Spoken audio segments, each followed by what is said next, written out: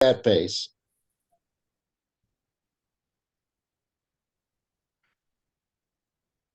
I guess I should introduce you. So, whoops. Good evening. This is a presentation from Bill James. We're talking about modems and all the things related to internet connectivity. This is, I think, technically part 1 of 2, right? We reversed it. We missed a month. Right. Yep. So I'm going to turn it over to Bill. Thank you, Bill. Thank you, sir.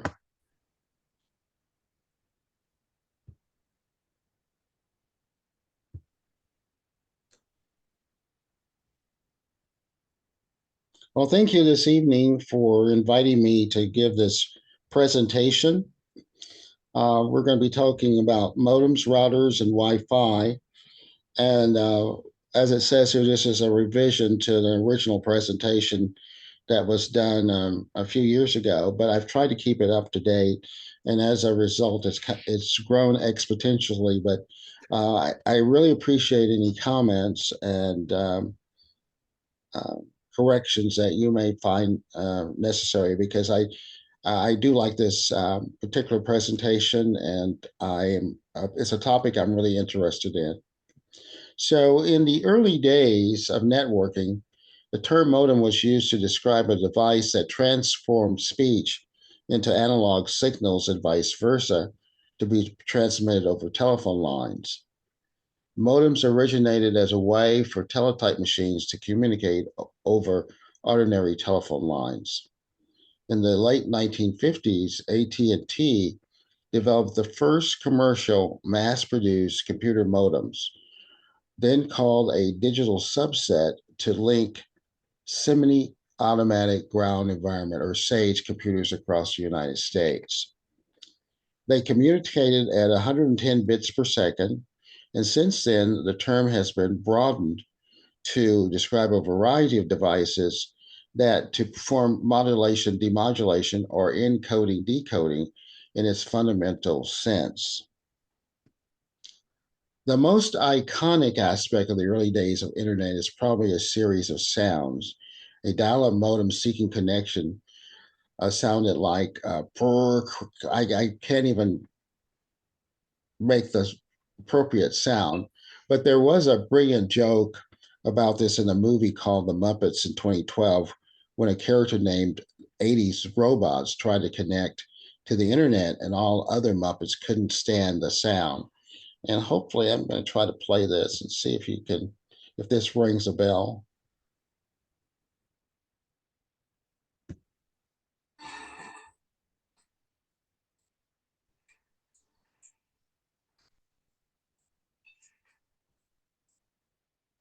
There's supposed to be sound.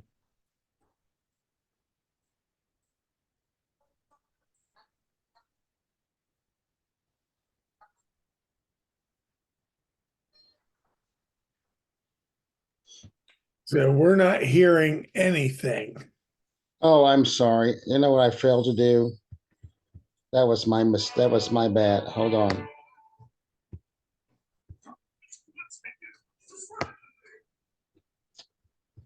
Let me do this. I thought I had done that, but maybe I didn't.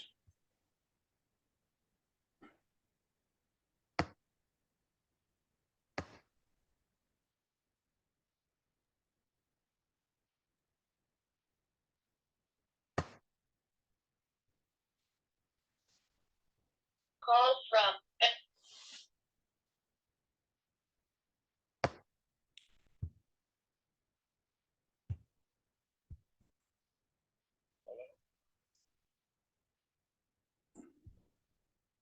hello.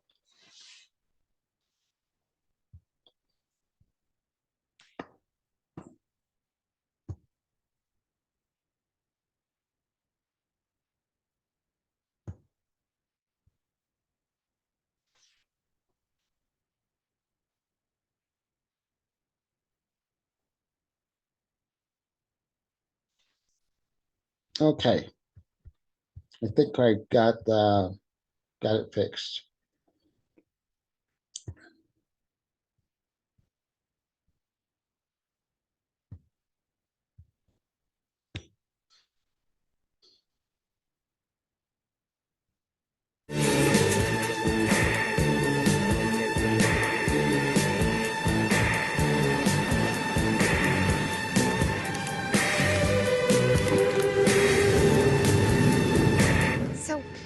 Where do we go first? I shall take the liberty of using my modem to locate the Muppets. Okay, great. Wow.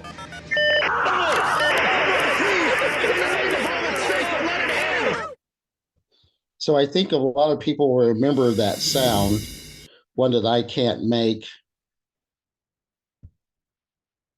But I recall when I first got my computer a couple years later, I bought a modem to install, and that was the sound that you would hear.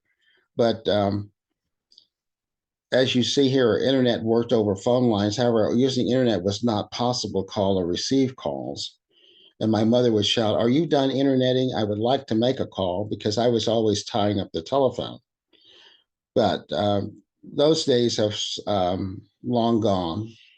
But our early modems, if you recall, were really clunky affairs with an acoustic coupler and the need to dial the phone numbers yourself. The Hayes Smart Modem, introduced in 1981, changed the market forever. It had the ability to plug directly into phone systems and dial numbers directly, as well as answers calls automatically. Despite its price, these features made the smart modem attractive to BBS operators known as PSYOPs.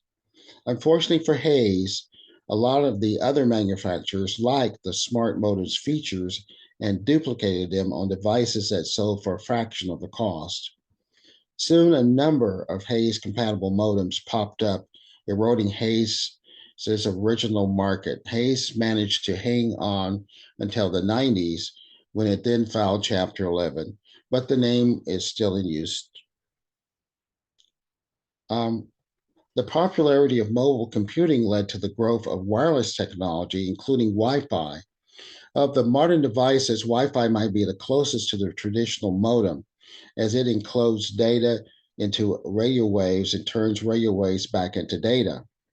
Most people in North America use broadband these days, while only 3% still use dial-up. The way we access the internet has also changed, as many people log on with smartphones or other mobile devices, often bypassing a traditional PC. Even with all the changes we've seen, it is always important to remember that we just didn't wake up one day and have internet. Looking back to see where we've been is a way to appreciate how far we've come and perhaps how far we still have to go. For many people in the 80s and early 90s, the primary reason to get a modem was to access bulletin board systems, or BBSs. While it's fashionable these days to describe past online media as the precursor to social networking services like Facebook, there are definitely similarities. They offer users a forum for posting and replying to public messages, a kind of email, and often games. In contrast to the modern social networking services, BBSs were almost exclusively local, with users often meeting up in real life as well through their computers. In 1978, Ward Christensen and Randy Seuss created the first public BBS, taking advantage of a blizzard in their hometown in Chicago to build it. The idea quickly spread across the country and around the world. For an entertaining look at BBS culture through the eyes of people who lived through it, check out Jason Scott's excellent BBS, the documentary. It's a creative common license, so you can watch it guilt-free on YouTube, and you can get to the videos from here. And if you go to this website, I'm going to provide these slides to Ken, but you'll see a list of the different videos that have been made talking about the BBSs of the past.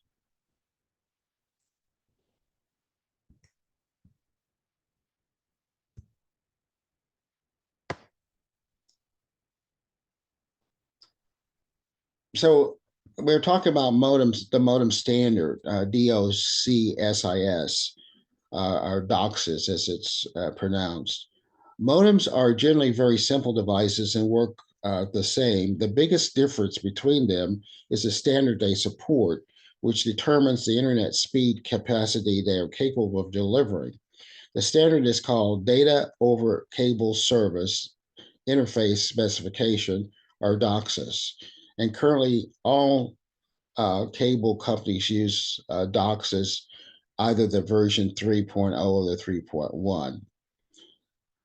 The standard is an international standard that permits the additional of high bandwidth data transfer to an existing cable television or CATV system.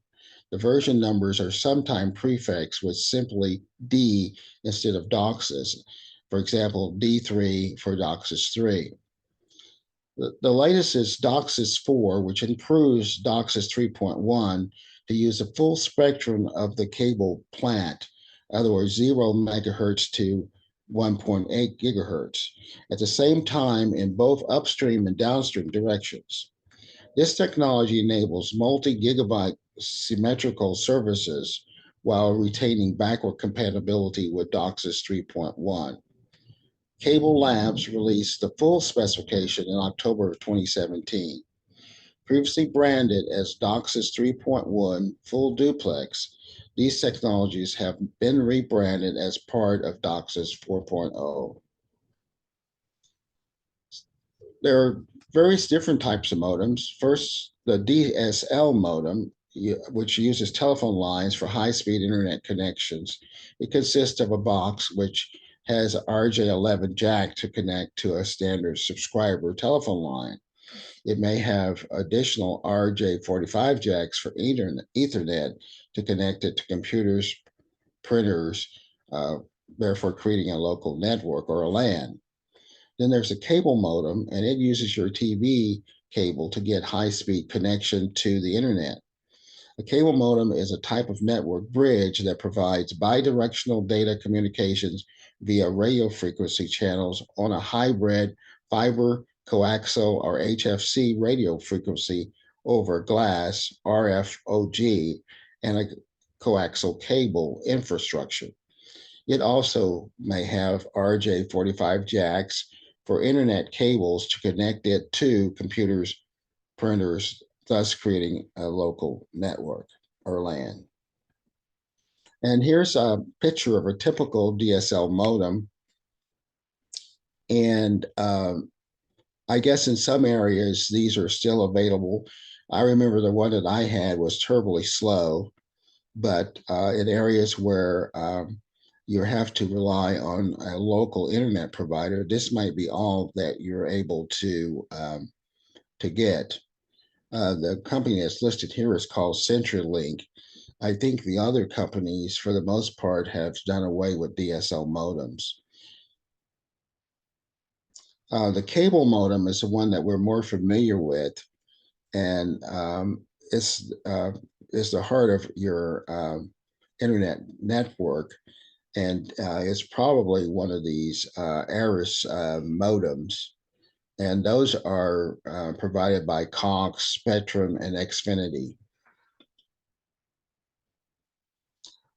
Setting up internet connection using your cable modem is pretty straightforward. You want to plug the cable modem into your computer, make sure your computer is near a wall cable socket. You want to plug the cable modem into the wall cable socket. And then plug in the cable's modem power cord. Most modems don't have an on-off switch. Plugging and unplugging them is how you turn them on or off. And when the cable modem is turned on, it has to go through a boot process.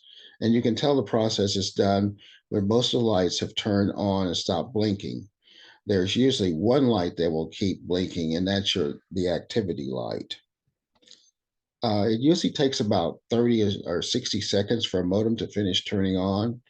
And if you purchase a new modem, you'll need to call your cable ISP and give them information about your new device. Otherwise, they won't recognize it as being associated with your account. And to do this, you'll need your modem serial number and its MAC address, both which should be printed on the bottom or the side of the modem. You'll want to test your internet connection, opening up a web browser and go to the website that you haven't been before. If you go to a website you've been to recently, your browser may load it from its cache. If the website's loaded, then you are connected to the internet. Testing your connections is not limited to web browsers. You can use any other program that requires an internet access. Searching for something using a search engine is a good way to do this. A DSL modem, you will plug the DSL modem into your computer. Again, make sure the computer is near a wall cable socket. You plug in the DSL modem into your wall cable socket. You plug in its power cord. Most modems, I said before, do not have on and off switches. So when the DSL modem is turned on, it has to go through a boot process, and you tell the process is done when most of the lights have turned on and stopped blinking. And like in the other previous example, the activity light will keep blinking. And it also takes about 30 or 60 seconds for the modem to finish turning on. And again, you need to call your DSL ISP to give them your account username and password.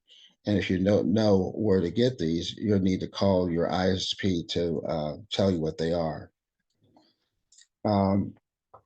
Setting up a DSL internet connection, you're going to log on the administrator screen, open a web browser.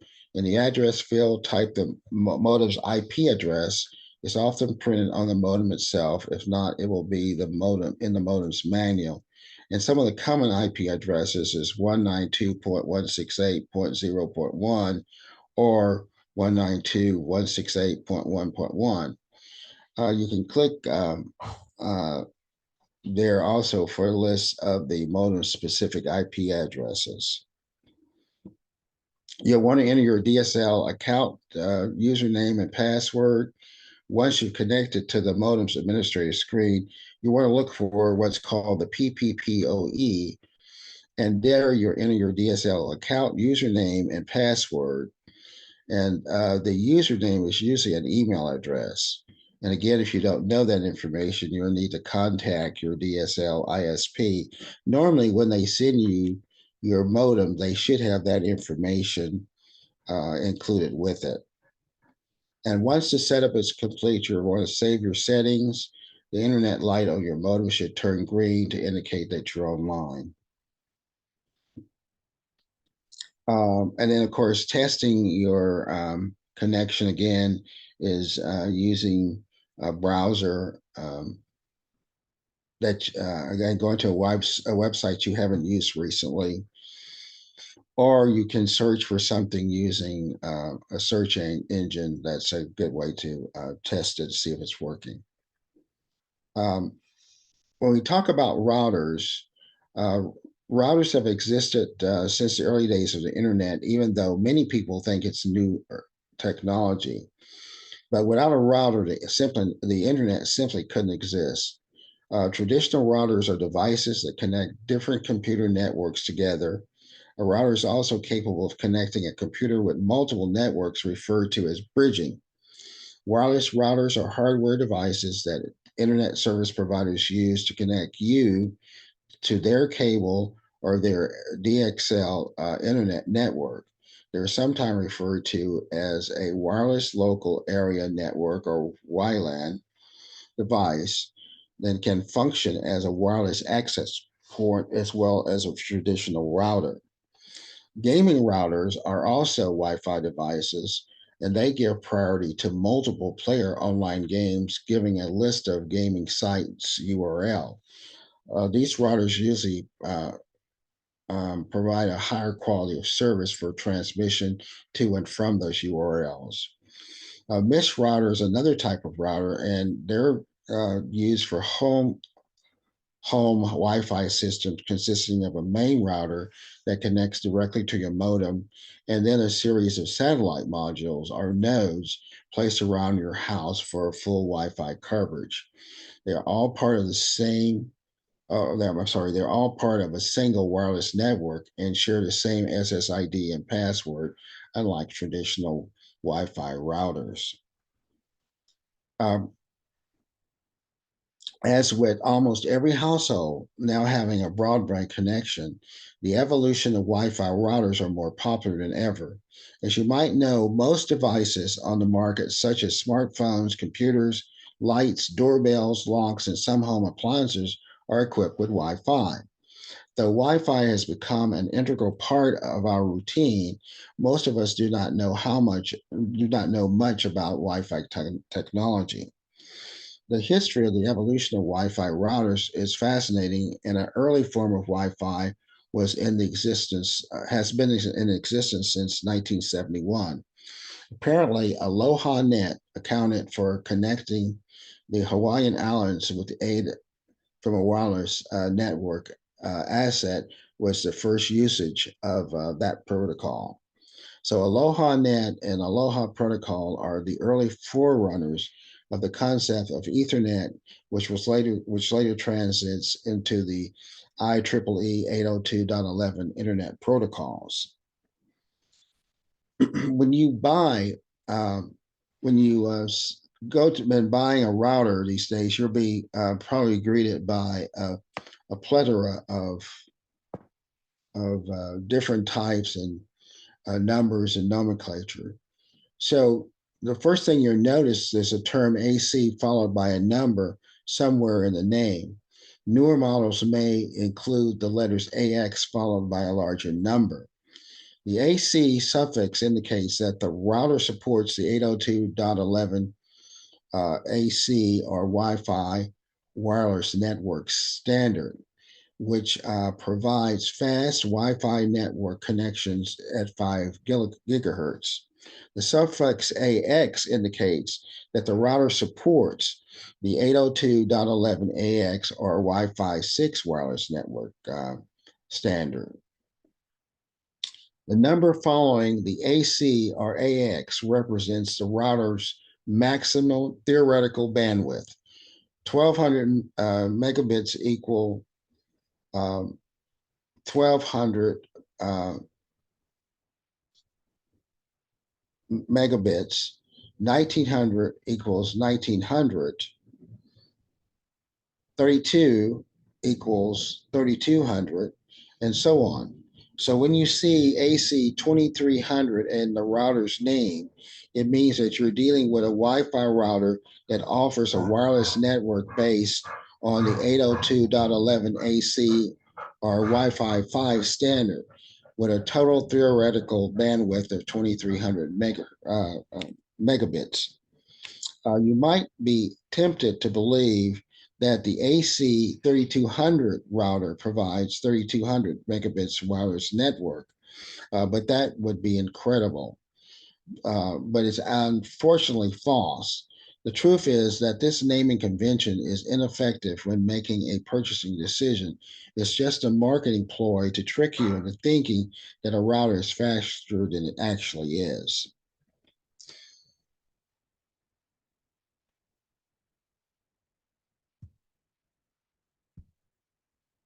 So here's a diagram of a router.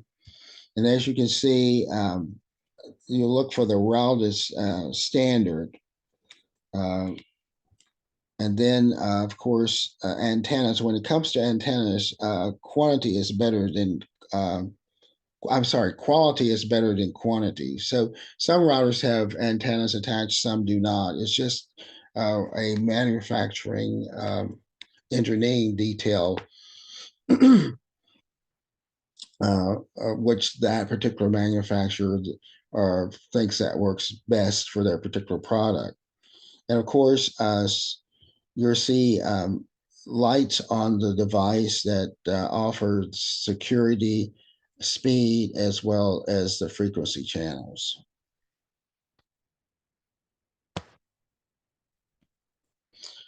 One of the important things when considering setting up your router is placement and you should consider where you place the best place to place your router.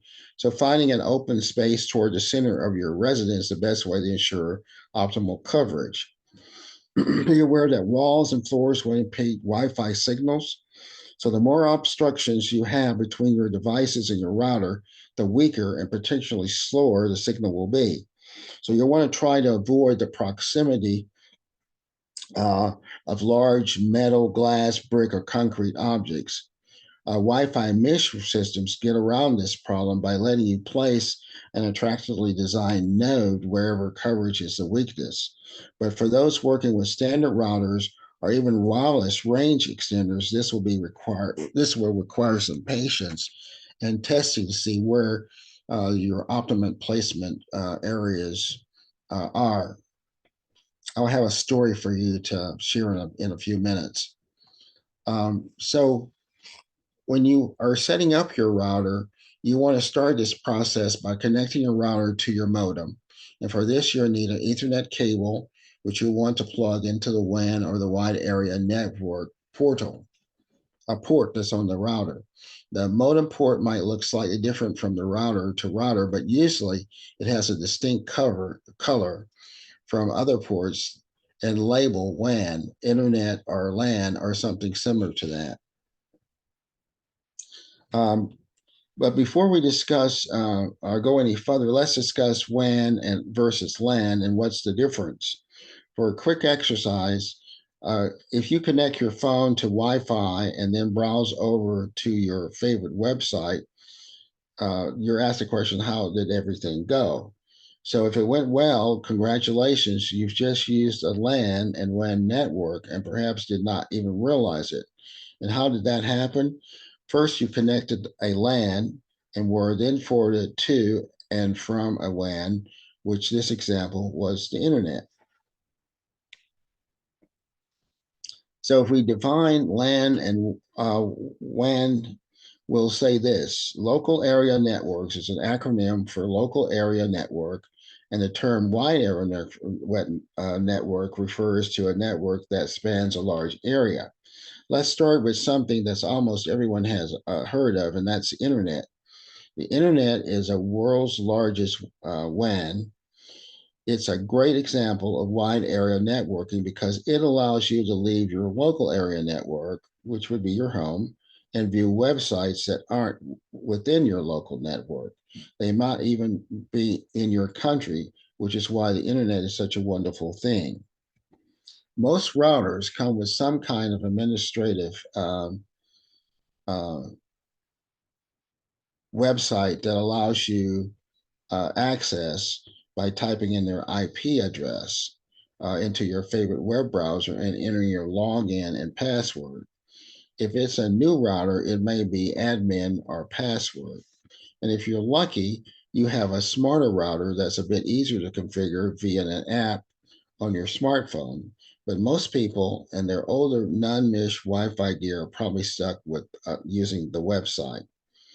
Unless manufacturers have built an easy mode into the experience, the router's admin page can feel a little bit overwhelming at first glance, especially if you're not used to much of the terminology you'll find there.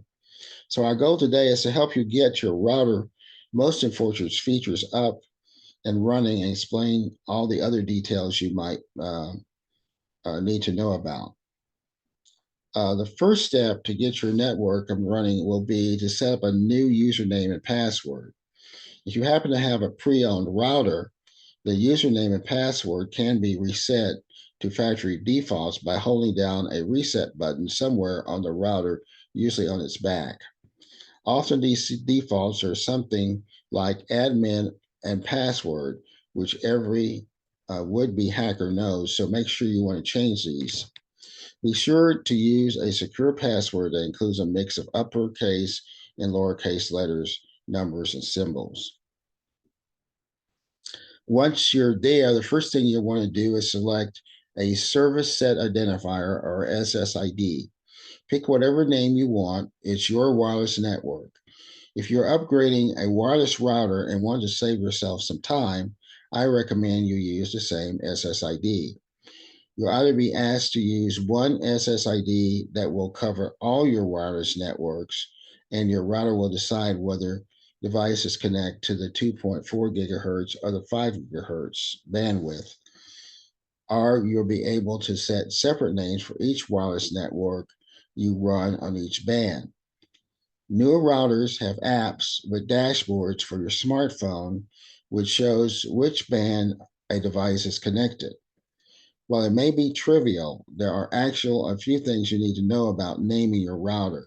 To start, the name of your router and wireless network are different. Naming your wireless network is really naming the service set identifier, or the SSID, that the router broadcasts. What you select on your computer when you want to connect to your Wi-Fi network and get online. SSIDs are super important, router names, not so. Give each network a solid password. That's all you need to do to get the Wi-Fi flowing. It's also important when creating a wireless network that the network name, SSID, and password be the same if you're using multiple devices that require syncing.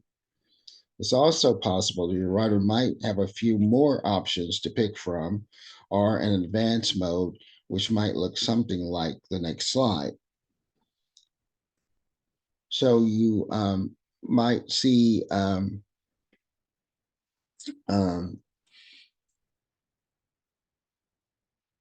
something that says advanced setting under other options.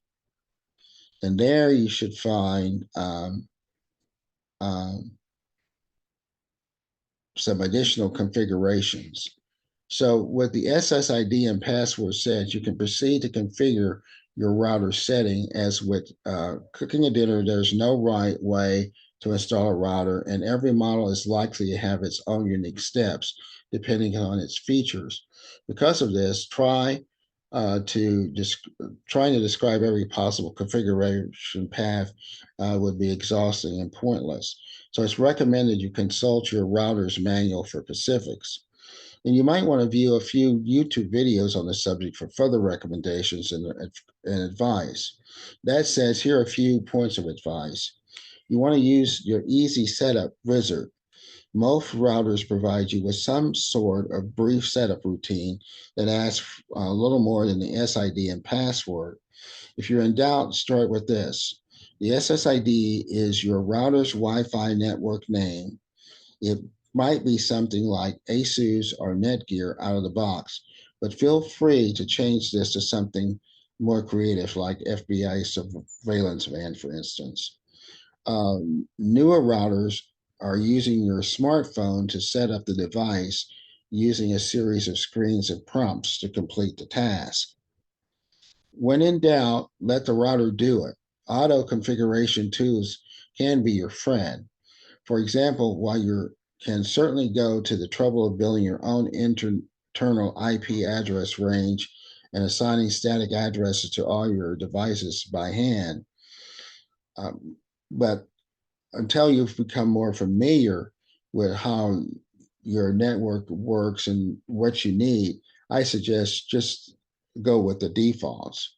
So by simply checking the dynamic host configuration protocol box in your router settings, it will take care of that immediately, since this is a protocol that automatically assigns IP addresses to each device.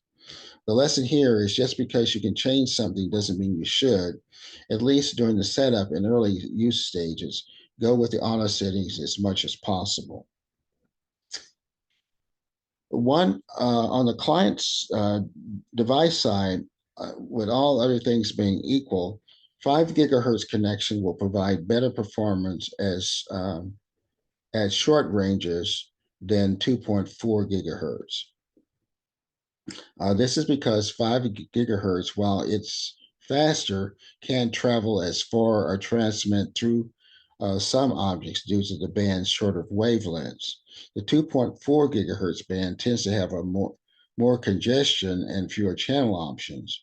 But if you want to keep using 2.4 gigahertz, consider experimenting with the channel selection. Auto usually does a decent job of hopping around the channel options and finding the best one. But if you're struggling with client connections, try manually setting the channel to 1 or 11. The 2.4 gigahertz has a total of 11 channels that you can switch between to avoid interference with channel 6, usually being the default. When you select a given channel, there's usually some signal spillover. So selecting channel 2, for example, will often spill traffic into channels 1 and 3. Switching to the extremes of 1 and 11, the farthest point from the default 6 can sometimes ensure a better performing connection. You'll want to use WPS or Wi-Fi protected setup button to connect Wi-Fi devices. If you repair two Bluetooth devices, such as a smartphone with headphones, then you already have the basic understanding of how this works. Let's say you want to connect a Windows 10 laptop to your router. On the laptop, you'll see your router's SID pop up on the list of visible wireless networks in Windows. When you select the SID and attempt to connect, Windows will prompt you to enter the network security key, which is a needless technical way of saying password. If you've done the proper job with your security and made a password with random uppercase and lowercase letters, numbers, and symbols, you have utterly forgotten it and you don't want to mess with typing it ever again. Instead, press the WPS button on your router. This should allow you should allow at least a minute for the router and laptop to find each other and successfully pair. Keep in mind that WPS only works with Windows and Android devices. An easy setup with some routers will walk you through a few extra steps, such as establishing parental controls, which allows you to filter certain types of content. And another feature, of course, is automatically updating your router's firmware.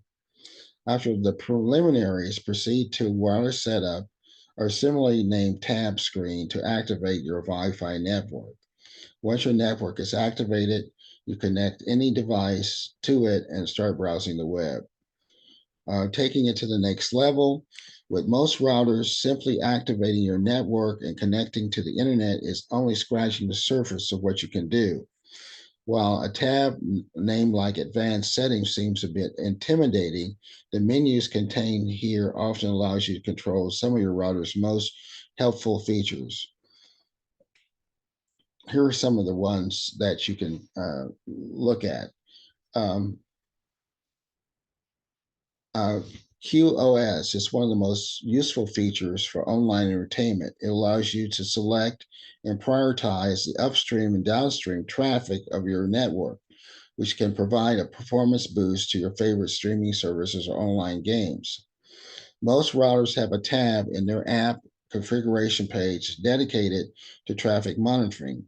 Navigating to this and finding the QoS tab, you want to turn it on and you can prioritize certain services such as online games or video streaming. You can also prioritize devices on your network.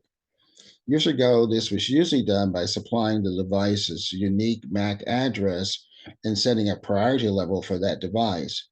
These days, vendors are increasingly supplying a more intuitive graphical approach, such as manual prioritization, the manual prioritization screenshot that we see here. So in this picture, all your devices are displayed, and by default, all the devices fall in the normal priority queue. So you can use the up and down arrows if you want to set a higher priority or a low priority to that device. So make sure you click or tap the save button to apply any changes that you've made. And it just depends on what interface you have, but you should have something that looks similar to this that allows you to make those kinds of changes. Setting up a guest network is always a handy feature if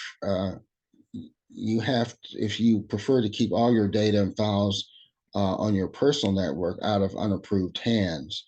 To set up one, go to your router's app configuration page and navigate to the wireless settings. Most routers have guest networks disabled by default, so there will usually be a page to set one up. You want to confirm the network name and password, and the network will be set up. It's recommended that you apply at least a WPA2 encryption to your regular Wi-Fi network, but you may want to leave your guest network open for easier access. While convenient, this might also encourage connections from neighbors and stray people parking on your curb, so you have to balance that out. But limiting guest network access privileges, such as which bands they can use and what hours the network is active. You also, in some routers, you have that opportunity or that option. You may also want to limit the guest work network to use either a 2.4 gigahertz or 5 gigahertz, but not both.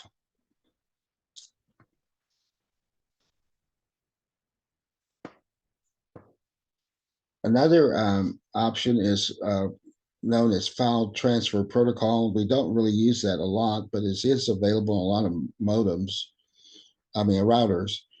Internet oldsters might remember the days before Dropbox, when transferring large files between systems required jumping through several hoops with dedicated file transfer protocol applications.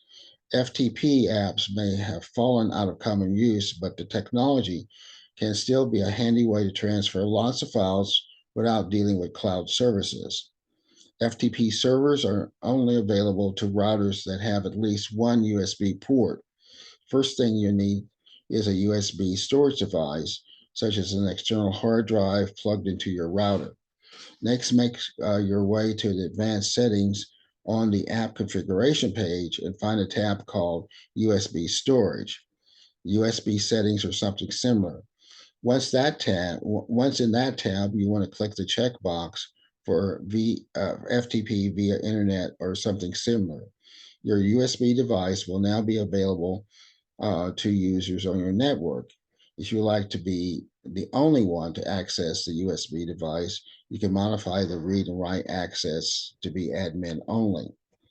Some routers have you configure read and write access for specific folders. So you simply click new folder, select folder or something similar, and navigate to the desired folder on your USB device, and then select that folder and then click to apply the changes.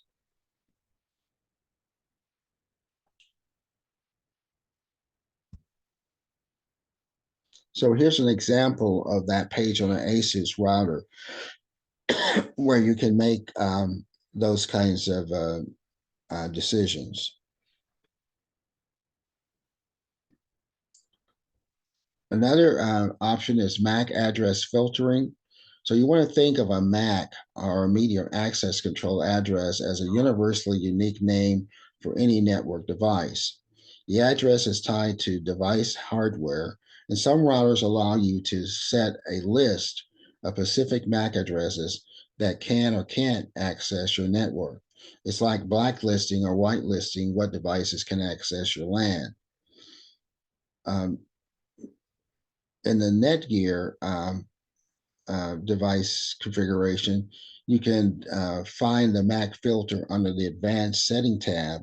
Dual or tri-body routers will typically have you select which band the filter will apply to, and some routers will have you select whether to enter a MAC address to be only the only one accepted onto the network, or the only address rejected from it.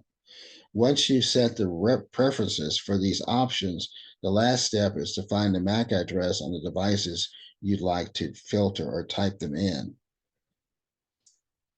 Also, parental controls. This is another option. You can establish time limits for each allowed device identified by a MAC address to be on the network. So if your kid or grandkid has a bad habit of using devices long before bedtime, you don't want to constantly play bad cop, who has to police where and when devices get turned on every night. So you just make that determination within the router, and you don't have to be concerned with having that discussion. First use MAC address is filtering to make sure that only approved devices can connect to your router. Then use parental controls to make sure that those allowed devices can only connect within the approved hours. It only takes a few minutes to set up, and it's like having a well-configured router in general will cure innumerable headaches and make sure your household runs much smoother. So our next question is, what is Wi-Fi? Wi-Fi is a wireless network technology that allows devices such as computers, laptop, desktops, mobile devices, and other equipment to interface with the internet. It allows these devices and many more IoT devices to exchange information with one another, creating a network. Internet connectivity occurs through a wireless router. When you access Wi-Fi, you are connecting to a wireless router that allows your Wi-Fi compatible devices to interface with the internet. So what does Wi-Fi mean? Wi-Fi is not an acronym. It's a brand name created by a marketing firm that served as an interoperability seal for marketing efforts. On the technical side, IEEE 802.11 standard defines the protocols that enable communications with current Wi-Fi enabled wireless devices, including wireless routers and wireless access points. Each standard is an amendment that was ratified over time, and that standard operates on various, the standards operate on varying frequencies, delivering different bandwidths and support different numbers of channels. In 1999, the Wi-Fi Alliance was created, and it was came together to form a global nonprofit association with the goal of driving the best user experience, regardless of the brand, using a new wireless technology. In the year 2000, the group adopted the term Wi-Fi as a proper name for its technical work and announced its official name, Wi-Fi Alliance. While 802.11 is known to be the standard specification for Wi-Fi networks, it has been subcategorized under several subtypes, which highlight the quality of security and service. Each subcategory is represented by an alphabet in small case, which follows the designation 802.11. While the first one provided the data speeds of just 2 megabits, there was a need of more practicality for processing data via the network protocol. Here are subclasses for the 802.11 standard that originated with better features. So 11B, it carries the signals via the frequency of 2 gigahertz with the highest bandwidth of 11 megabits. This is one of the slowest of all the listed standards. It has been known for showing a high susceptibility when interfered. It does have a longer range compared to 802.11a. 11a was one that has more speed compared to the B Wi-Fi standard with speeds reaching 54 megabits. It shows less sensitivity to interference from other appliances and wireless devices, but it has a shorter range compared to B. The weakness of the short range made it costly, as it had to be installed with multiple access points to cover maximum distance. 11G, this one emerged as a hybrid standard that contained the top rated features of A and B, and despite its large bandwidth and good speed, it still faced interference from other appliances. 11N, this standard is is presently used around the world, which evolved in terms of wireless antennas and signals. With its multiple input, multiple output technology, it has a capacity of transferring data at speeds maximum of 450 megabits. It's even better bandwidth 2.4 and 5 gigahertz with limited interference. 11 AD, high frequency, better speed but shorter range. The 802.11 AD variant is capable of providing speeds within the range of 7 gigabits, and the speed of 7 gigabits is referred to as the uniform speed. In simpler words, the rate being referred to would be the lowest available on this variant. Provided with the right circumstances, 802.11 AD is capable of reaching higher internet speeds as well. 11AX, the high connectivity through the MU-MIMO technology. 802.11ax is another variant which mainly focuses on the advanced features, including an MU-MIMO and enhanced life sustainability.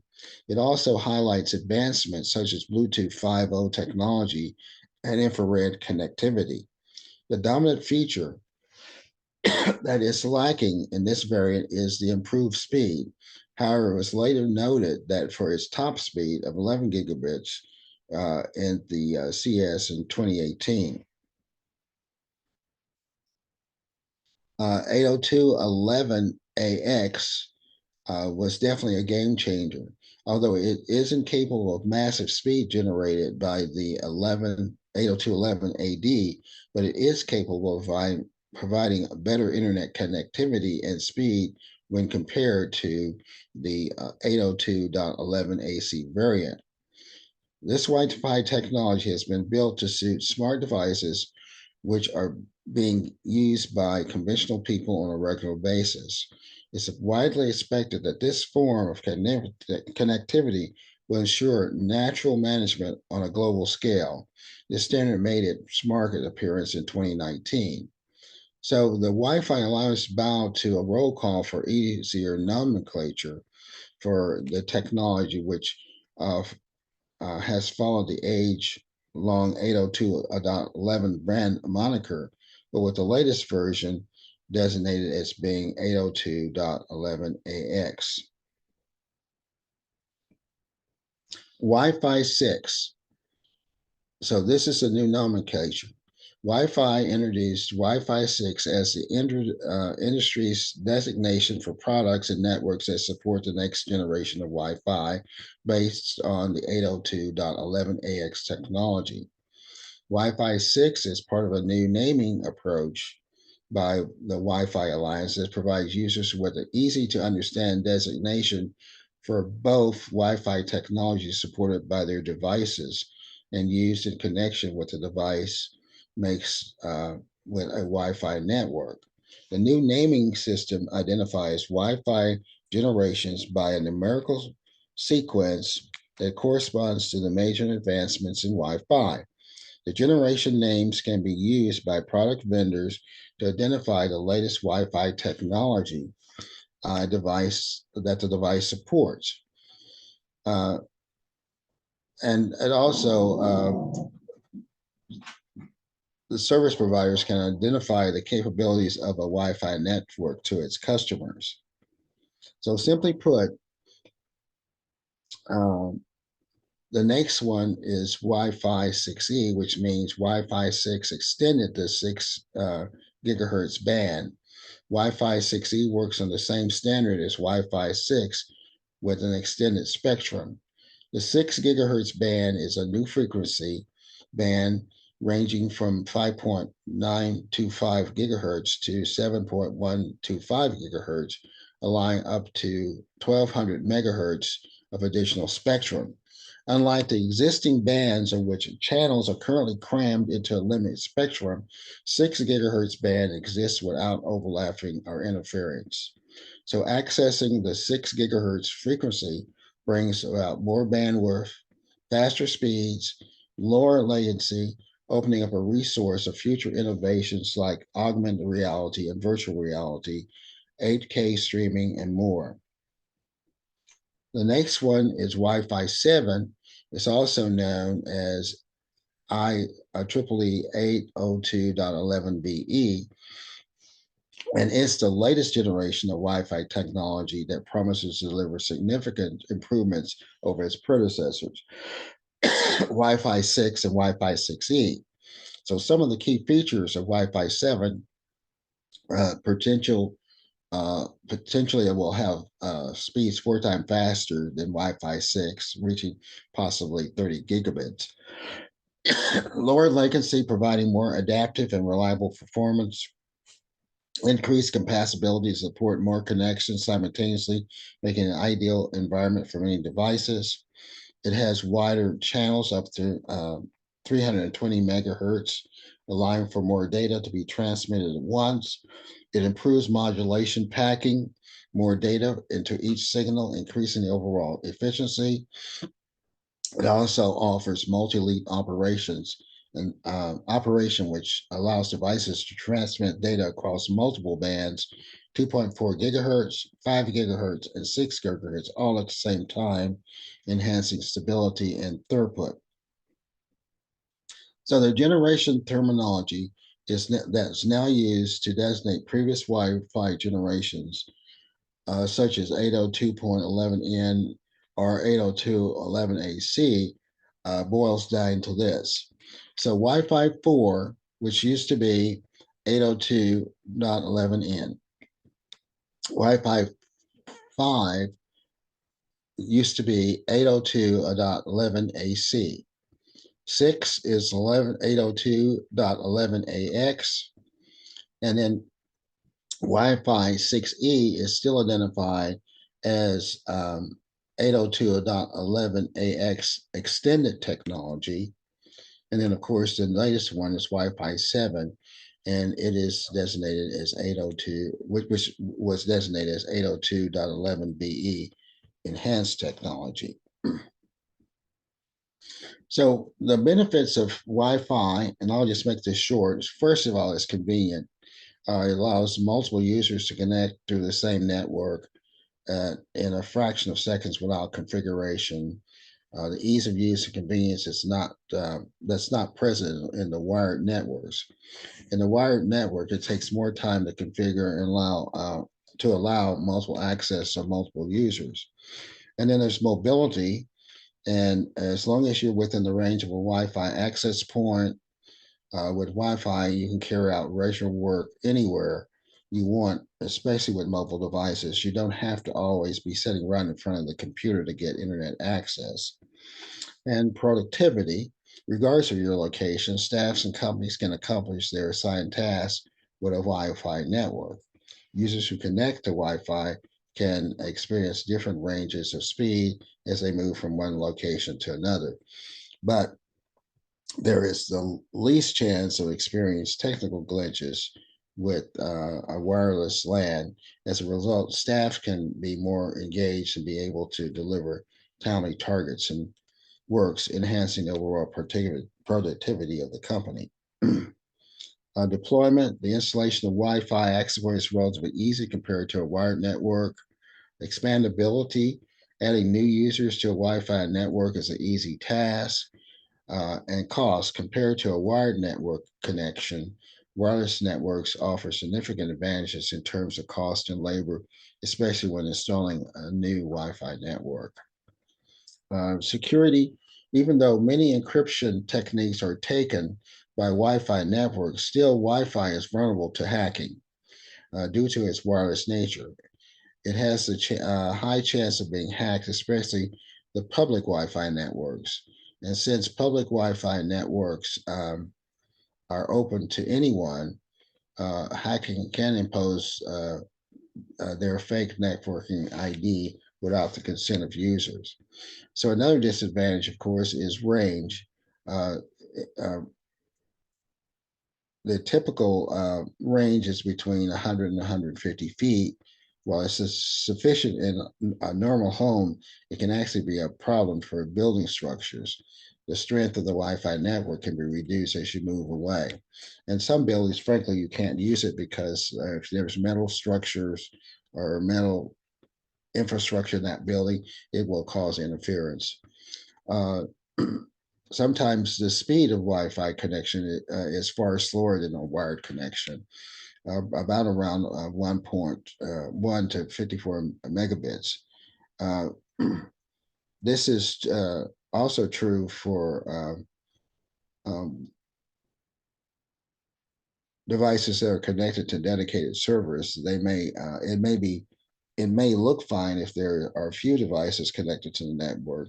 The moment you add more, the experience becomes drastically reduced. Reliability is another issue. Um, Bandwidth, many routers only can allow 30 maximum devices to be connected. And of course, there's been some theories about health issues uh, concerning Wi-Fi, that it could cause cancer, insomnia, and apoptosis. Excuse me. Some of the effects caused from microwave frequencies, and of course, if there's a power outage, um, you lose connectivity. But once the power is restored, most devices will reconnect. Um, Wireless access points allow wireless devices to connect to a wireless network. Um, so what it does, it takes the bandwidth coming from a router and stretches it so that many devices can go on the network through at further distances. Wireless access points does more than simply extend your Wi-Fi. It also provides useful data about devices on networks, providing a proactivity, security, and serves many other practical purposes. The other question is, what are hotspots? A mobile hotspot is a common feature on smartphones with both tethered and untethered connections. When you turn on your phone's mobile hotspot, you share your wireless network connection with other devices that can then access the internet. Portable Wi-Fi hotspot is a mobile hotspot obtained through a cell phone carrier, and it's a small device that uses cellular towers that broadcast either 4G or 5G broadcast signals. T-Mobile is always promoting these, but other companies have them as well. Multiple devices like iPads and laptops can connect wirelessly to the device, which in turn seamlessly connects to the internet whenever you travel. And another topic is the mesh Wi-Fi routers. Mesh Wi-Fi or whole home Wi-Fi system consists of having a main router connected directly to your modem and then having a series of satellite modules attached to that. And the idea is that it gives you a wall-to-wall internet experience, so that as you pass, you don't know that you're passing through different ranges, because the mesh router is offering a seamless blanket of connectivity. But in some cases, that doesn't really work out very well, and there are some reasons behind that. And so we'll just briefly take a look at those.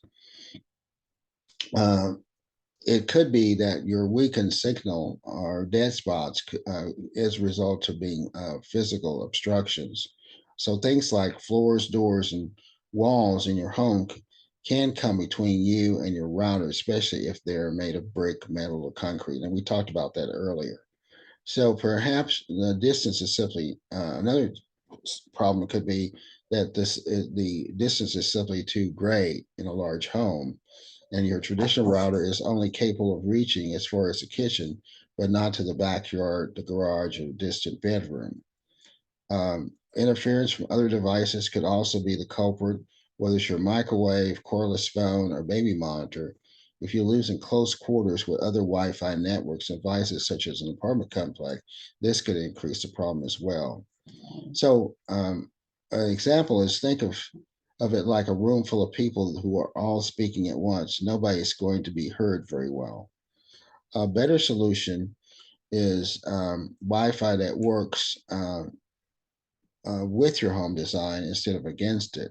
So if you think of a standard router like a speaker, you could be playing music loudly in front of your home, but the office in the back will only hear a faint echo. The standard router works the same way. You can only move so far from it before the signal starts to wane, and eventually it's going to cut out altogether. So instead, why not install a speaker in each room of the house? And that's how your whole home or Wi-Fi or mesh network works, with multiple nodes installed around your home, so you get a good solid Wi-Fi coverage from end to end.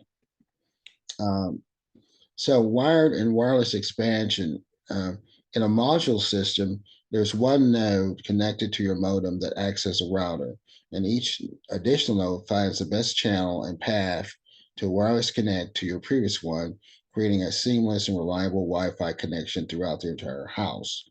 However, if your home is already wired with Ethernet in every room, some mesh systems can still connect the nodes together using an Ethernet cable to create a whole home Wi-Fi experience, and even using a wired option. Uh, in my situation, I have installed a mesh router, and I have kind of a odd situation. Rather than having my router and my nodes in a star pattern, which would be ideal, mine is daisy chained. If I So situations like that, if I was able to connect those additional nodes to an Ethernet cable, if I had the capability of doing that, would be a much more would be a better experience for me. But instead, I'm having to rely on the daisy chain, which means that the Wi-Fi signal is being bounced from one router or one node to the next, which is not totally ideal, but it still works, but it's not optimal as I would like it. So the name of the mesh network itself implies that every component of your Wi-Fi is working together, and seamlessly roaming is a perfect example of that. When you use a router and a range extender combination, you have to switch between networks manually as you move from one coverage zone to the other. So you'll find if you have use an extender, when you set that up, you will notice that the extender will have another SSID. It usually will end with some sort of suffix. It'll have the same name, but it'll be a suffix, but thereby making it actually a separate device. Where in the case of a mesh node, it has the same SSID as your main router, and so there's actually no difference. Your device thinks it's still on the same network, and so it doesn't have to go to the gyrations of trying to switch. A lot of cases, you don't even notice the switch, but in some cases, if you walk into a room where the Wi-Fi is being provided by an extender, you might have a latency problem, a slight delay till it connects to the extender. But as I say here, with the seamless roaming, you only have one network with one name and one password. That means as you move about your home, you never have to manually switch from one network to the other. And here's a good example that's showing where you have the mesh router going from node to node. And then at the bottom, you have a router and you have a RAN extender and a RAN extender. And you can see as it gets to the final, the farthest point, the signal is being decreased with each iteration. So when you compare range extenders to a whole home Wi-Fi, it's like comparing apples to oranges. Range extenders are certainly effective when it comes to increasing the range of your router, but they do so at the expense of performance, which gets cut in half. In a large space where Wi-Fi struggles to reach every corner, a range extender can actually diminish the overall performance of your network, creating a bottleneck. You might also experience connection issues from jumping from router to the extender because you'll need to switch networks manually. For example, even when you're standing next to the range extender, you could still experience dead zones or slowdowns if you haven't manually changed your device over to the router signal. These two separate networks also have different names and interfaces, which can be a serious hassle. Um, so the other thing that you need to be concerned about too is your Wi-Fi security, and that's using the WEP as your security protocol.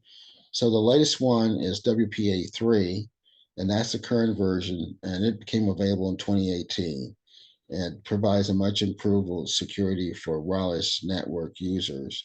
WPA3 includes stronger encryption, improved authentication, um, it, and it's perfect forward secrecy for personal mode communications.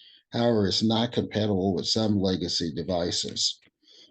So in some instances of your router, you'll have a mix. You'll see a setting that says WPA2, WPA/WPA3. So that means the router is capable of, well,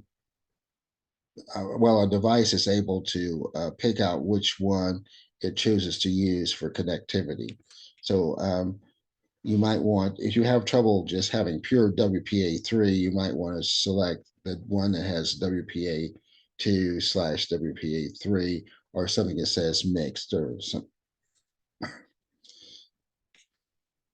So this is a cheat sheet that shows when WPA should be used. So the wired equivalency WEP was the first 802.11 security standard, and it's easily hacked due to its 24-bit initialization vector and weak authentication. You shouldn't be using it, and so that means if your router is over um, a number of years old, you might not be having the most recent advances in security. So it's always recommended that if your router is over 5 years old, then you probably need to get a newer one. The other one was Wi-Fi protected access, which was WPA, and it was an interim standard, and you shouldn't be using that. WPA2 is an upgraded hardware ensuring advanced encryption that didn't affect performance, and it replaces the RC4 and TKIP with CCMP and AES algorithms for stronger authentication and encryption. So if you don't have a WPA3 available, then you have devices that still only accept WPA2, then it's still viable. But the one that you really should be using is WPA3 if you can.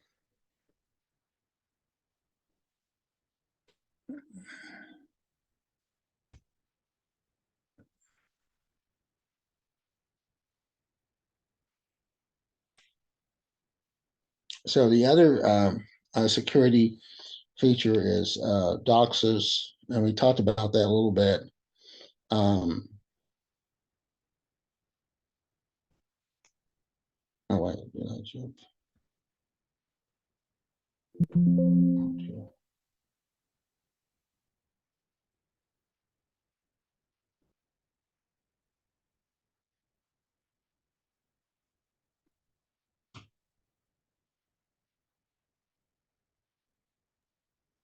Bill, Yes. we have a couple questions from Egan, and they may not be able to make it to the end. It's almost 8. Well, it's after Okay, 8:30 so now. let's go ahead and Is it all take right if those. we? Yeah, sure. Because So Egan, when I was, sorry, go ahead. no, go ahead. When I was doing that last deal, I ended up jumping. But go ahead, Egan, ask your question. Sure. Hopefully I can answer it. So the first one is, can auto configuration be a security concern?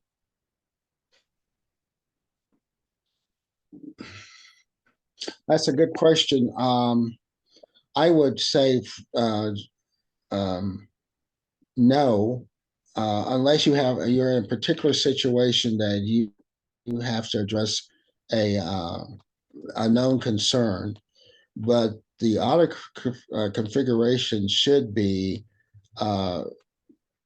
on all the basic security functions of the router, and then you could go in later and lock down other areas. But I think when you use the auto, you're going to get all the features, all the security features of the router.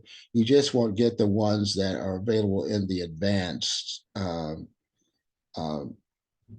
portion or the advanced features, which in some cases I would consider optional.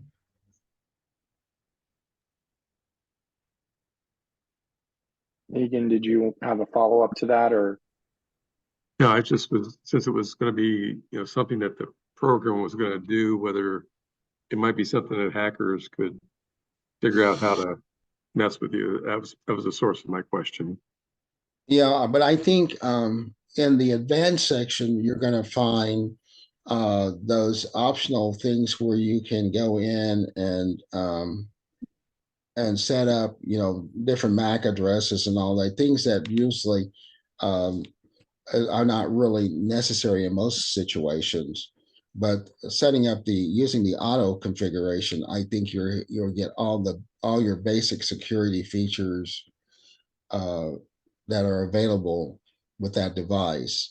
It just will not include the optional ones where you can go in and configure for unique situations. Okay, and then on Craig Ken, on the other one, I noticed I have a slight typo in there. When you were talking about the router versus extender, was the issue diminishing the signal strength or the data rates? The signal strength. Okay. So as you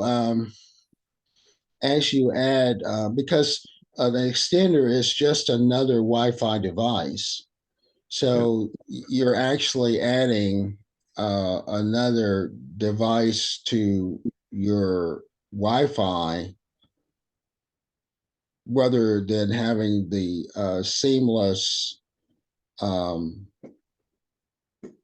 um, situation with a mesh router, because the mesh router is being identified still as being just one device, and it's just replicating um, the signal, where the extender actually you're setting up another Wi-Fi device, which in turn is taking a little bit more bandwidth. Okay, thank you. So you'll be getting a performance hit in my estimation. And I think that's what that, if you look at that, I'm sorry, I've got, when I was showing that, let me see if I can get back to that screen, because it was pretty, all right, here it is. You see where the very top one is the mesh, and you see you have a continuous signal going from one node to the next one, where at the end of that stream, you still are getting 100% performance. Where in the case below, where you have the router and you've added an extender, you've actually added another Wi-Fi device. So it's cut your, theoretically, it's cut your performance in half.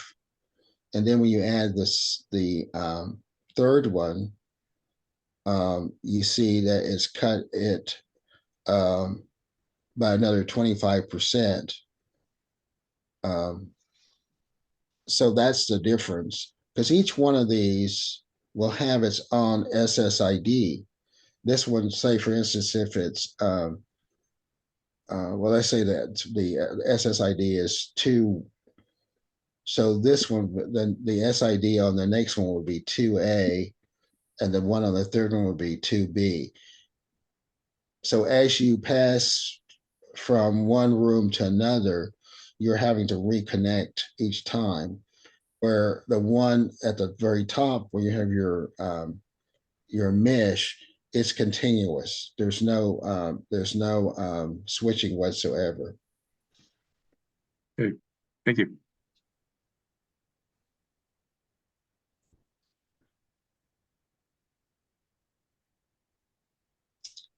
Any other questions? I think we just have a couple more slides. And Nope, those are the only two in chat. yeah, the other one is IPv4 versus IPv6. The IPv6, of course, is the latest. And what that stands for was for Internet Protocol, and it helps computers and devices communicate with one another over a network. The V in the name suggests there's a different version for each. So there's IPv4 and IPv6, IPv6 being the latest. So what it did is set up a set of rules that help with the routing packets of data, so the data can be moved across networks and make it to the right destination. So to accomplish this, each device is assigned an IP address. And in the original version that was launched in 1983,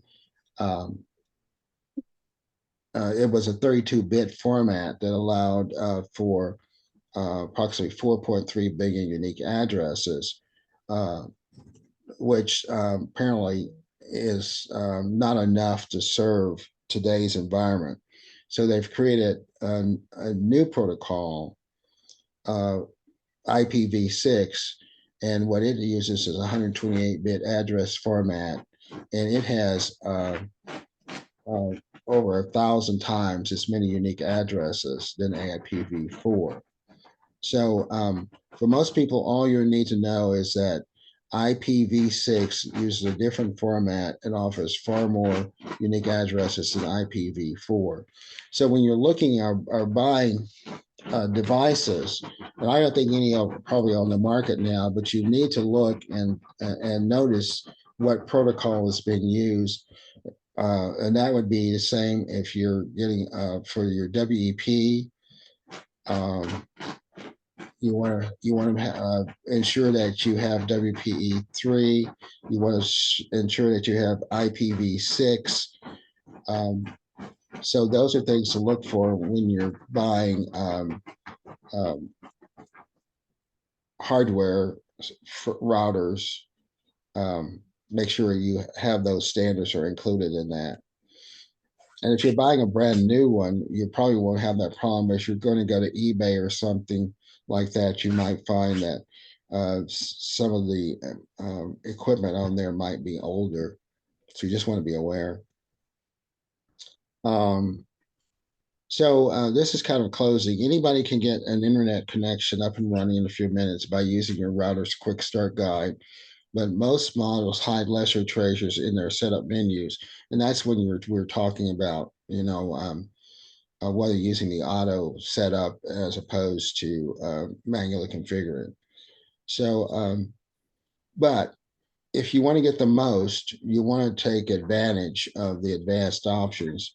And if you're still in the market for a new router, you want to go beyond the box features list and product spec sheet.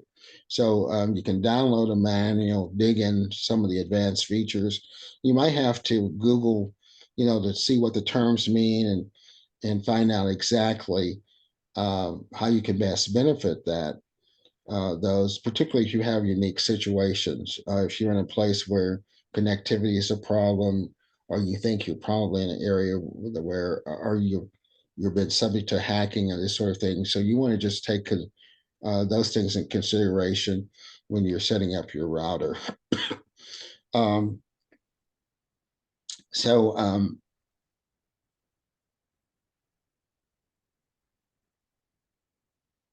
the question was how to find your IP address in Windows 10. Um, so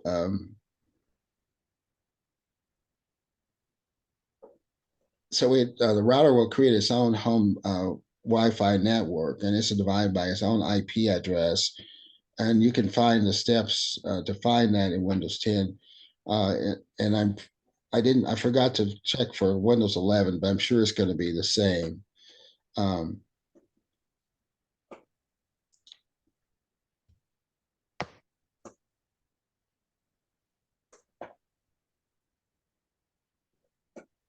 So routers manufacturers like D-Link and Linksys use 192.168.0.1 or .111 as the default IP address. And those you should see in your instruction manual that came with your router.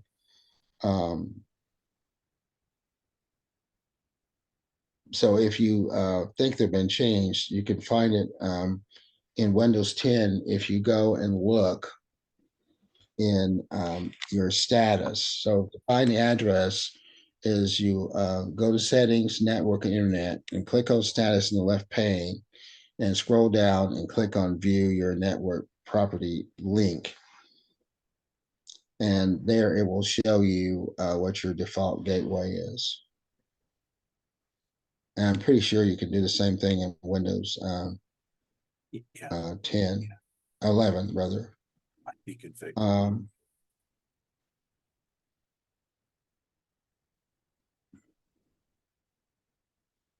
And so what that will do will allow you to actually log into your router by typing in its IP address in any web browser.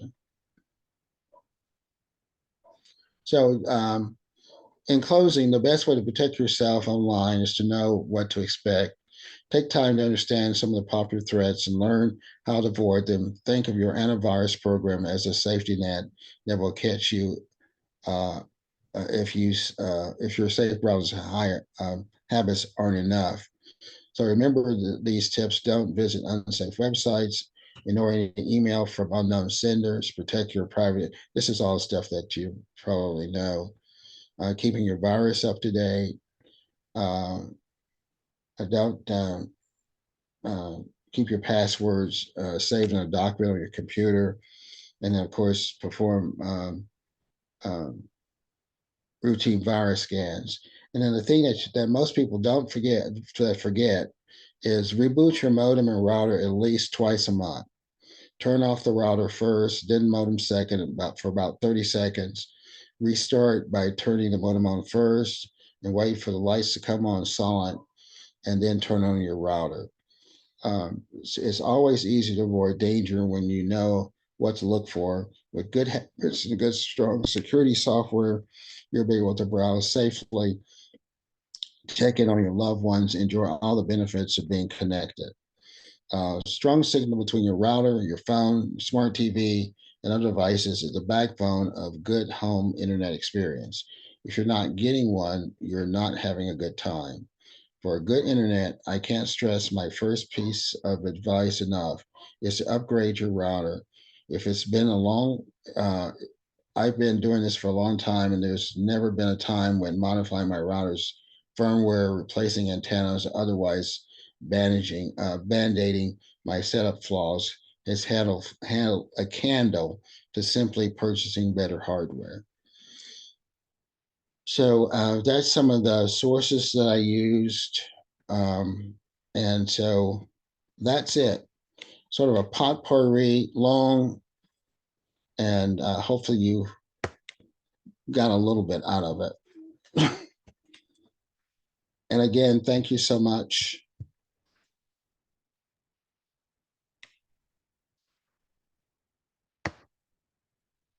Oh, Thank you, Bill. Any questions? hey, Google, turn on the light. That's a Oh, question. is that my problem? Should I turn my lights off and back on? Oh, did you hear that? I meant to mute myself. No, we heard it.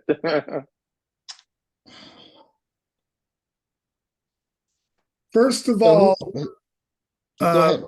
back in the olden days, I used to run the BBS for our computer society, one of a couple we had. And the proper pronunciation of that, of the person who runs it, is the sysop, not the sysop. Sysop. Sysop. Thank you. I was trying to. And we had a rule back then. If it was broken, go ahead and try to fix it. And if it wasn't broken, do stuff to it until you did break it. That makes sense. But That's the only way you can. makes That's life the only more way you interesting. learn. Yeah, it makes And that's the only life way you more learn. interesting that way. Yeah.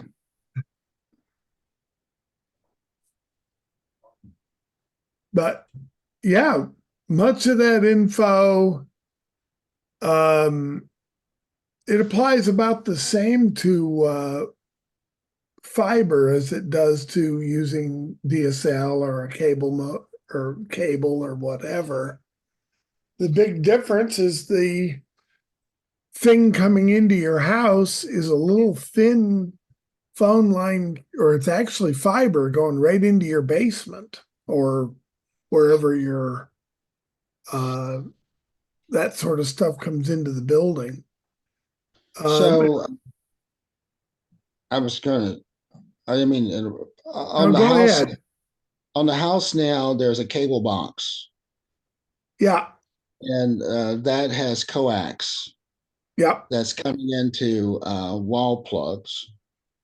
So So what happens with fiber is they'll drill a little teeny hole, and the fiber cable is smaller than the wire that would go to your mouse, for instance. The cable come in, but most of that's insulation. The actual fiber itself is like smaller than a human hair. You almost can't see it, especially with old eyes like mine. So that cable will come right into your house, and they'll route it around in your basement right into the equivalent of the cable modem. And then you just plug power into it and away you go. And there'll be an Ethernet cable coming out of the back of your router or your optical network terminal, the device that fiber uses. And that Ethernet cable will come out of that and plug right into your router. So you usually want the router and the ONT to be pretty much in the same place. Now, if you have cable that or Ethernet that takes it like to a bedroom or something, and that's where your router has always been, you could still do that. You just have to have that cable, instead of going right into the wall jack where your Ethernet's coming into the building, you plug it into your ONT and go from there. okay, so the ONT is going to replace The cable, my cable modem. right? And most So ONTs also have a router in them, so they can provide wireless. They can provide, yeah, I think the back of my ONT has 3 Ethernet ports on them. So you can run off on three segments of cable. I don't use those. I have one cable that goes from that to my my router, which is sitting right next to it. Okay. I turn Yeah, and that my router already had Ethernet that I'd been using for, a year or two. So I just turned off the wireless in the ONT. I don't use it, even though it's there. I use my own Wi-Fi that I already have. And that works the same when you're using a cable modem from Spectrum or whatever. They usually have Wi-Fi and a router built into their cable modems. Just turn that stuff off and use the cable modem you're already using if you're happy with it. That's what I'd do. all right. So do you turn it on? Do you turn the Wi-Fi off through interface in the OT? ONT, yeah, you have an IP address you can go to just like you do with a regular cable modem to talk to its interface to change its settings. I can't even remember off the top of my head what the IP address is. It's 192.168.1.255, I think, or 254. 255 can't use it. 254. Okay. So it works very similar to hooking up a regular cable modem because the capabilities are about the same. You'll just have to look at the documentation to say, okay, what IP address do I talk to? So my cable modem has like 192.168.1.255 or 254, I mean. And your router, you could set that to use the same 192.168 and then .1 or .0 .1 or 0 or what. Well, I can't use 0 either. Most of them use 1 or 2. Egan. Hopefully that answers your questions. And Egan has his hand up. Yeah, I just wanted to mention one little thing to Bill. I guess you haven't been around as long as Craig and I, because at the beginning of this thing, you talked about the person operating a bulletin board, and the pronunciation we've always used is sysop. I already said that. yeah, Craig said that. I was talking to a fellow here. I'm sorry. Yeah, sysop. Okay. Yeah. But yeah, and it was that BBS was in this very room. I'm sitting probably just 5 feet from where the BBS was used, and I had to LAN using coax cable. And Egan has another question. No, I No, have I to think he's getting ready to leave the library. He's gonna Library's leave. closing up. Yep. Oh, it is that time, isn't it? Yep. Yep. See ya. See Well, you. Egan. say bye to TJ if he's still there. But Egan's gone, so he didn't hear me say that.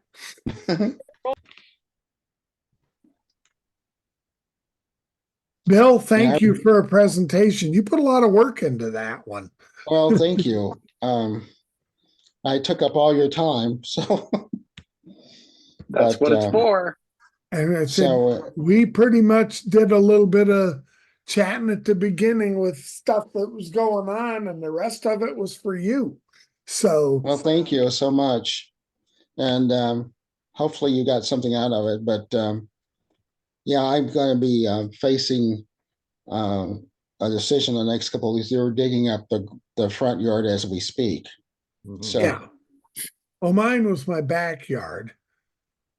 And it was April or May a couple of years ago. There's a guy out there with cans of red and yellow and blue spray paint, painting marks all over my grass and onto the sidewalk. And I'm going, what are you guys doing? He says, he said, AT&T is putting in fiber. And I said, oh, that's a good thing. The But thing I- that's been, go on. Go ahead. I was going to say the thing that's been really worrisome is that OG&E, which is our gas utility, they are all over the place, I guess, monitoring where these guys are digging, because else they're rerouting the gas lines. I can't figure out why there are so many OG&E, gas company trucks out. And Yeah, the people that are actually, they were watching our guys pretty good, but fortunately, the gas line where they, at least the one close to me, didn't go much past the side of my house where the gas meter is. So from behind that, there was no gas line. So there was just sewer and water back there, so they had to worry about, and electric lines.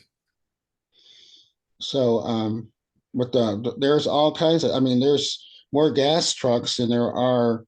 Well, AT&E, I guess, has hired contractors to do this work, because I Yeah. don't see an AT&T truck. I see some other company that's putting in the actual line. Yeah, that was true here too. But But for the me, most of that ran all along the back property line, so they could get to me and to the people behind me with the same cable. And so, yeah, it was kind of an interesting experience. And it was about 6 months after they were painting those lines that they said, "Hey, do you want to give us some money and hook up to AT&T?" the other thing I've heard, Craig, is that apparently fiber is cheaper than cable. Did you experience that? Yeah. Yeah, and in fact, I don't have cable TV per se. Everything's coming in on that fiber now. I have Dish Net, or not Dish Network. What's the other? Oh, UVerse? I had Uverse before this, and I right. could have kept that. But they put in over the cable, or over the Ethernet cable, the fiber, instead of doing, it's DirecTV that's owned by AT&T, and they have something DirecTV where you can bring in satellite dishes and stuff. And I went, I don't want that. So they bring it in where the television just comes right in over your fiber line via DirecTV. And so I have a little app. Normally you'd have to buy a little box for each television, but I already had a Apple TV, so you just install the DirecTV app on your DirecTV, and you can get all the cable or all the television you want. Okay. And friends of mine have also said, well, instead of cable TV, they went over their cable modem, so they still have cable just for internet. And they use YouTube TV, which gives you local channels and stuff like that. And that's in the ballpark of $90 a month, give or take. That's what I'm using, is YouTube TV. I don't have Yeah, you can cable. still use that even with fiber. Yeah. So all I need is the internet connection. Yeah. And I don't know what speed internet they're planning on providing for you. They had CCS, it was fairly slow, like 40 gigabits or something, or 40 megabits, I mean. I have 1 Right now gigabit. well, currently I'm using the Cox Gigabit. I have their gigabit service. So but I think inherently the fiber is going to be faster Well, regardless. it potentially can be faster. me get you back.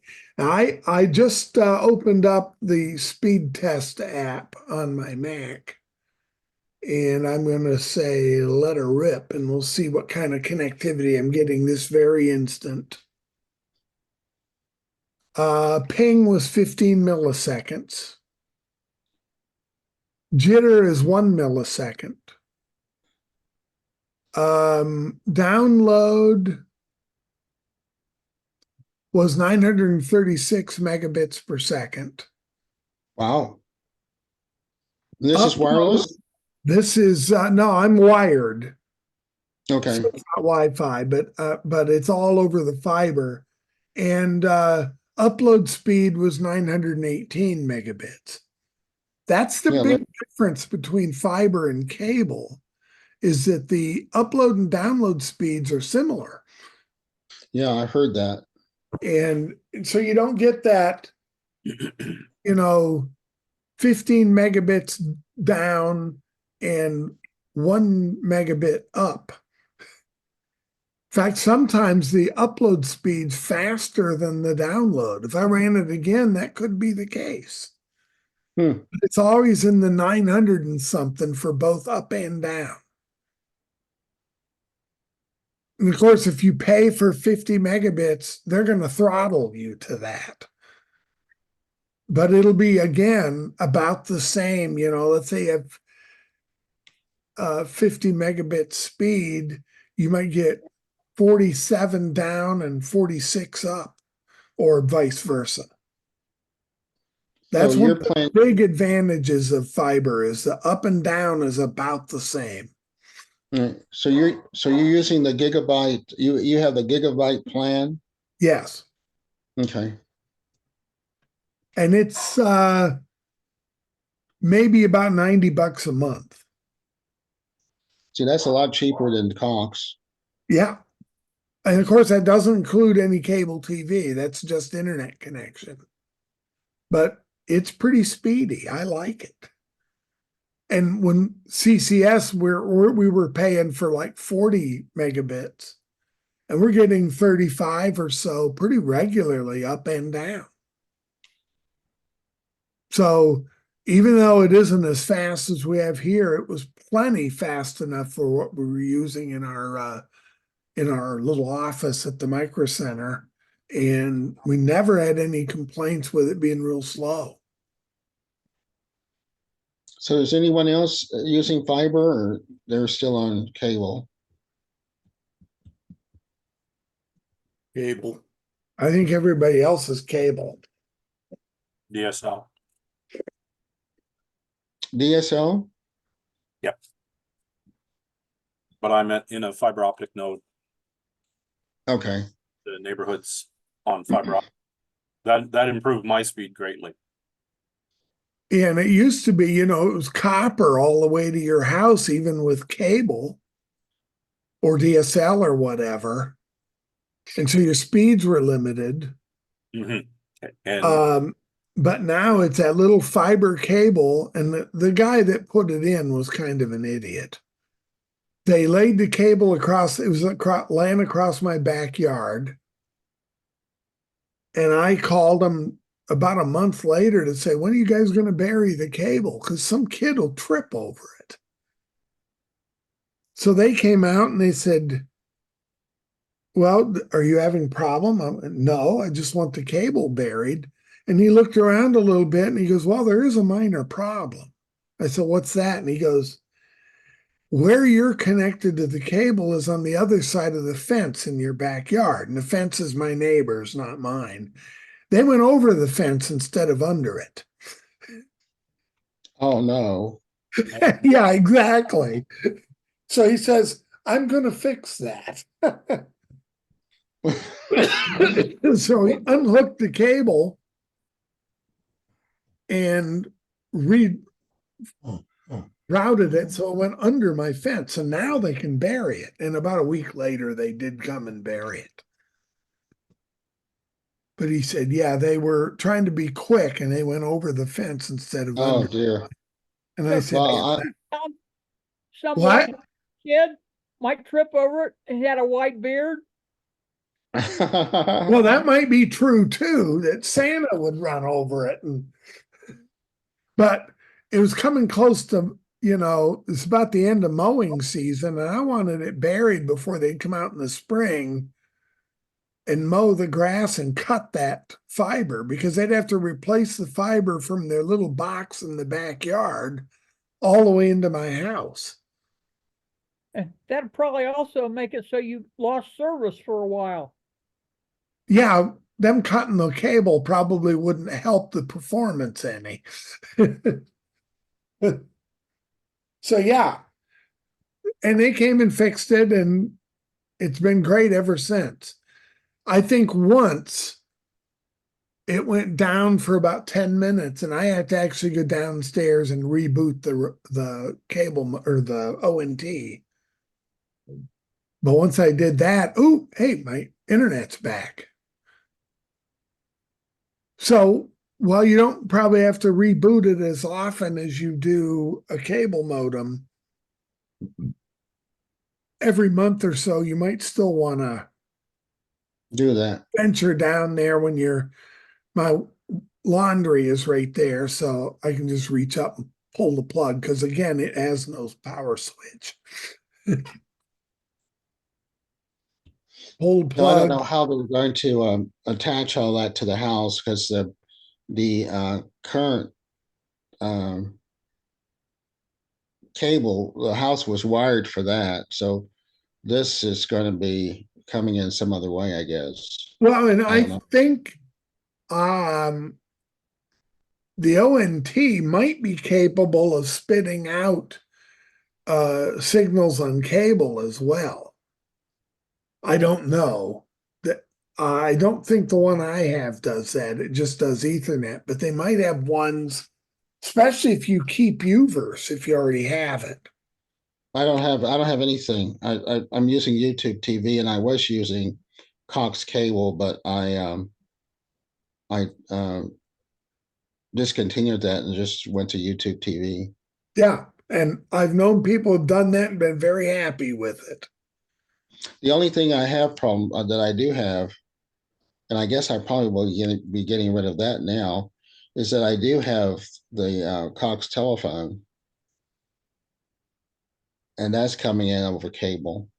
Well, you It's could probably switch the number over and just use a phone over IP.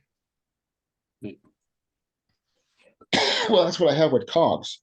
Yeah, but you could. I think you guess- could do the same thing with does it? if you want to keep your phone. I quit using my telephone. I use my I know cell. everybody has, except for everybody's using cell phones, so I might So just have to go. I don't have a landline anymore. And that's, $30-40 a month. I don't have to give my local phone company because and he said, why do you want to cancel it? And I said, because I never use it. Now it happened to be that everything was AT&T, so it didn't really make much of a difference. They said, okay, thank you. And I still have my cell phone, works great. So, well, I have to think about that because I also have I still have a fax line, and Yeah, that might be a reason to keep a phone number. And my printer has the ability to do fax, but I can't do fax because I don't have a phone line. yeah, that's the same here. Yeah. And I've had that fax for I don't use it on a regular basis, but I do use it. Yeah, So, most of the time I can, if it's a physical piece of paper, I'll scan it like I was going to fax it and then just email it to them. yeah. Can you excuse me for a moment? I'll be right back. Yep. I thought that was a pretty good presentation. There was a lot of info in there. Quite a bit. Another thing about fiber optic, it doesn't like to be manhandled too much. You can't do hard turns with it. No, it's pretty. It has to- So yeah, it comes in my house. There's a loop of 3 or 4 times around before it goes to the router, so I can move it a little. But the best thing is to set it somewhere and pretty much leave it alone. Yeah, don't make it It- hard. And if you have to pick it up to dust under it, of course, it's on a shelf in my basement. I don't care if there's dust on it. I'll just take a little compressed air and blow the dust off if I feel so inclined, but for the most part, I don't. I just And has leave it alone. anyone priced the AC or the AX routers? I haven't. I have a mesh router. I have some from Netgear. It's called Orbi. Okay. I've had that for a long time. And I know Kenneth has mesh in his place. An Those of you enterprise. that don't mesh, you should, if you're having any slight possibilities of places in your house that are questionable Wi-Fi connection, mesh is the way to go. Yeah, I've got mesh also. I agree with you. I think it's based on AX. Yeah, technology. I think it is. Yeah. Yeah, that's Guys, what mine is. I've got to drop off. So It yeah, is Right that time. time. good presentation, Bill. Thank you. My high spot was learning about the Wi-Fi 6 and Wi-Fi 7 distinctions. That was cool. Well, thank you. As well as a lot of other stuff, but that one caught me. The other thing is important is to don't use cheap coax cables. Get Wi-Fi 5E or 6 cable. Cat 5s, yeah. Cat 5 or 6. Yep. 5E even. Yep. If you've got high-speed internet, I wouldn't want to go any slower than 5E. Yep. Most of my places now all Bye, Tom. Next 6. time. Next time. Bye. Take care. Auf Wiedersehen. No, my brother used to say all feet are the same. I'll feed it In the my same. day, we didn't refer to them as sysops. We referred to them as cyclops. Cyclops. Oh. I suppose. I'm gonna stop the recording.